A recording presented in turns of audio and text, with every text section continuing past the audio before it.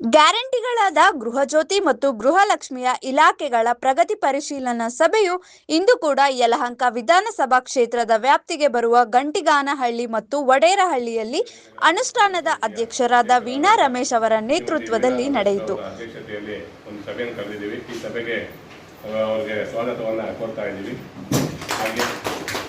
ಈ ಸಭೆಯ ಗ್ಯಾರಂಟಿ ಯೋಜನೆ ಅನುಷ್ಠಾನ ಸಮಿತಿಯ ಸದಸ್ಯರಾದಂಥ ಅನಿಲ್ ಕುಮಾರ್ ಸರ್ ಬಂದಿದ್ದಾರೆ. ಅವರು ಸಹ ತಮ್ಮ ಪರವಾಗಿ ಸ್ವಾಗತ ಕೊಡ್ತಾ ಇದ್ದೀವಿ.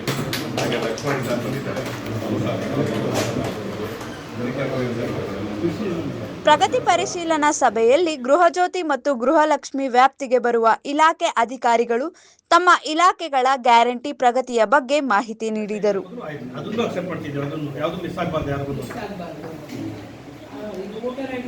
ಅದಿರುತ್ತೆ ಮೇಡಮ್, ಅದು ಕಂಪಲ್ಸರಿ.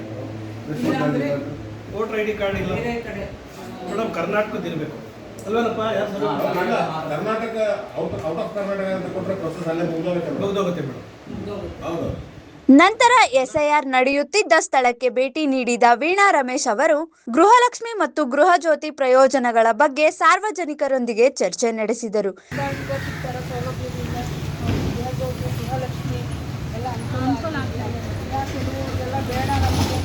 ನಿಮ್ಮ ಅಭಿಪ್ರಾಯ ಏನು? ನಾವು ಕೂಲಿ ಕೆಲಸವನ್ನು ರಜಾಕ್ ಬಂದಿದ್ದೀವಿ. 2,000 ರೂಪಾಯಿ ಗೃಹಲಕ್ಷ್ಮಿ ಯೋಜನೆಯಿಂದ ಬರ್ತಾ ಇದೆಯಲ್ಲ, ಅದರಿಂದ ಅನುಕೂಲ ಆಗಿದೆಯಾ? ಅನುಕೂಲ ಆಗ್ತದೆ. ಗೃಹಜ್ಯೋತಿಯಿಂದ ಅನುಕೂಲ ಆಗ್ತದೆ. ಶಕ್ತಿ ಯೋಜನೆ ಬಸ್ಸಲ್ಲೆಲ್ಲ ಓಡಾಡ್ತೀರಾ? ಹೋಗ್ತೀರಾ? ಅನ್ನಭಾಗ್ಯ ರೇಷನ್ ಅನುಕೂಲ ಆಗಿದೆಯಾ? ಈ ಗ್ಯಾರಂಟಿ ಯೋಜನೆ ಇರಬೇಕಾ ಬೇಡವಾ? ಸರ್ಕಾರ ಅಡ್ಡಿಯಲ್ಲಿ ನೋಡಿ, ಸರ್ಕಾರ ನಿಮಗೆಲ್ಲರಿಗೂ ಅನುಕೂಲ ಮಾಡಿಕೊಟ್ಟಿದೆ. ಸರ್ಕಾರ ಏನು ನಮ್ಮ ಕರ್ನಾಟಕ ಸರ್ಕಾರದ ಮಾನ್ಯ ಮುಖ್ಯಮಂತ್ರಿಗಳಾದಂತಹ ಡಿ.ಕೆ. ಶಿವಕುಮಾರ್ ಅವರು ಹಾಗೂ ಉಪಮುಖ್ಯಮಂತ್ರಿಗಳಾದಂತಹ ನಮ್ಮ ಪರಮೇಶ್ವರ್ ಸಾಹೇಬರು ಏನು ಆದೇಶವನ್ನು ಕೊಟ್ಟಿದ್ದರು ನಮಗೆ, ಎಲ್ಲ ಪ್ರತಿಯೊಂದು ಪಂಚಾಯಿತಿಯಲ್ಲೂ ನಮ್ಮ ಗೃಹ ಜ್ಯೋತಿಯ ಪರಿಶೀಲನೆ ಸಭೆಗಳನ್ನ ಮಾಡಿ ಅಂತ ಅದ್ರ ಮುಖಾಂತರ ನಾವು ಇವತ್ತು ಗಣಕನಹಳ್ಳಿ ಮತ್ತು ವಡೇರಹಳ್ಳಿ ಪಂಚಾಯಿತಿಯಲ್ಲಿ ಗೃಹ ಜ್ಯೋತಿ ಪರಿಶೀಲನಾ ಸಭೆಯನ್ನು ಇಟ್ಕೊಂಡಿದ್ವಿ. ಆಗ ನಮ್ಮ ಸಭೆ ಭಾಳಷ್ಟು ಯಶಸ್ವಿಯಾಗಿ ನಡೆಯಿತು. ಅದರ ಜೊತೆಗೆ ನಮಗೆ ಏನು ರಾಜ್ಯ ಅಧ್ಯಕ್ಷರಿಂದ ಆದೇಶ ಬಂದಿತ್ತು. ನಮ್ಮ ಏನು ಗೃಹಲಕ್ಷ್ಮಿ ಯೋಜನೆಗೆ ಇವತ್ತು 3 ವರ್ಷ ತುಂಬಿದೆ. ಅದರ ಒಂದು ಸಂಭ್ರಮಾಚರಣೆಯನ್ನು ಸಸಿ ನಡೆಯುವುದರ ಮುಖಾಂತರ ಗಣಕನಹಳ್ಳಿ ಹಾಗೂ ವಡೇರಹಳ್ಳಿ 2 ಕಡೆಯಲ್ಲೂ ನಾವು ಏನು ನಮ್ಮ ಗ್ಯಾರಂಟಿ ಯೋಜನೆ ಸದಸ್ಯರುಗಳಿದ್ದೀವಿ ಒಟ್ಟಿಗೆ ಸೇರಿ ಇವತ್ತು ಆ ಸಂಭ್ರಮಾಚರಣೆಯನ್ನು ನಾವು ಆಚರಿಸಿದ್ದೇವೆ. ಜೊತೆಗೆ ಏನು ನಮ್ಮ ಇವತ್ತು ಗೃಹಲಕ್ಷ್ಮಿ ಯೋಜನೆ ಬಗ್ಗೆ ಸ್ವಲ್ಪ ಜಾಗೃತಿಯನ್ನು ಮೂಡಿಸಬೇಕಾಗಿದ್ದು ಈ ಸಭೆ ಮುಖಾಂತರ ಆ ಜಾಗೃತಿಯನ್ನು ಸಹ ನಾವು ಮೂಡಿಸಿದ್ದೇವೆ.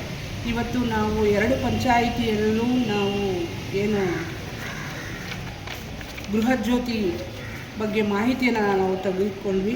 ವಡೇರಹಳ್ಳಿಯಲ್ಲಿ ಪಂಚಾಯಿತಿಯಲ್ಲಿ 5,550 ನಮಗೆ ಒಟ್ಟು RR ನಂಬರ್ ಇರೋದು. ಅದರಲ್ಲಿ 330 ಲಿಂಕನ್ನು ಪಡ್ಕೊಂಡಿದ್ದಾರೆ.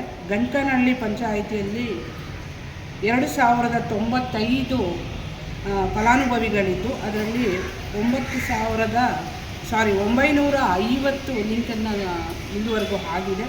ಇನ್ನೂ ಆಗಬೇಕಾಗಿದೆ. ಅವ್ರ ಜೊತೆಗೆ ನಾವು ಸೇರಿಕೊಂಡು ಏನು ಈ ಗೃಹ ಜ್ಯೋತಿ ಪರಿಶೀಲನೆಯನ್ನು ಮಾಡಿಕೊಂಡು ಅವ್ರ ಜೊತೆಗೆ ಸಹಕಾರ ಕೊಡ್ತಾ ಈ ಕೆಲಸವನ್ನು ಮಾಡ್ತಾಯಿದ್ದೇವೆ. ಇದೊಂದು ಭಾಳಷ್ಟು ಒಳ್ಳೆಯ ಕೆಲಸ ಆಗಿದೆ.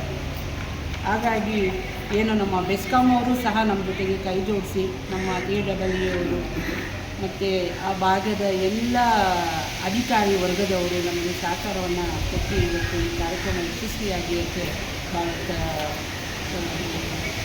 ಯಶಸ್ವಿಯಾಗೋಕ್ಕೆ ಸಹಕಾರ ಕೊಟ್ಟಿದ್ದಾರೆ. ಅವರಿಗೆ ತುಂಬ ಹೃದಯದ ಧನ್ಯವಾದಗಳನ್ನು ನಾವು ಹೇಳ್ತೀವಿ. ಅದೇ ರೀತಿ ನಮ್ಮ ಗೃಹಲಕ್ಷ್ಮಿ ಯೋಜನೆಯ ಏನು ಸೂಪರ್ವೈಸರ್ಗಳು ಮತ್ತು ಅಂಗನವಾಡಿ ಟೀಚರ್ಸು ಅಷ್ಟೇ ಸಹಕಾರವನ್ನು ನೀಡಿದ್ದಾರೆ.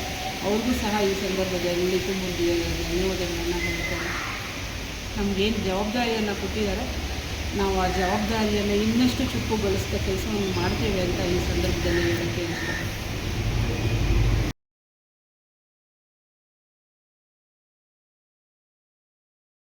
ಇದೇ ಸಂದರ್ಭದಲ್ಲಿ ಯಲಹಂಕ ಗ್ಯಾರಂಟಿ ಅನುಷ್ಠಾನ ಅಧ್ಯಕ್ಷರಾದ ವೀಣಾ ರಮೇಶ್, ಸದಸ್ಯರುಗಳಾದ ವಿರೂಪಾಕ್ಷಿ, ಅನಿಲ್ ಕುಮಾರ್, ಲಕ್ಷ್ಮಣ್, ಮಣಿಕೆಂಪಯ್ಯ, ಬಡೇರಹಳ್ಳಿ ಗ್ರಾಮ ಪಂಚಾಯಿತಿ ಅಭಿವೃದ್ಧಿ ಅಧಿಕಾರಿ ರುದ್ರೇಶಯ್ಯ ಸೇರಿದಂತೆ ಗೃಹಜ್ಯೋತಿ ಮತ್ತು ಗೃಹಲಕ್ಷ್ಮಿಯ ಇಲಾಖೆ ಅಧಿಕಾರಿಗಳು ಸಭೆಯಲ್ಲಿ ಭಾಗವಹಿಸಿದ್ದರು.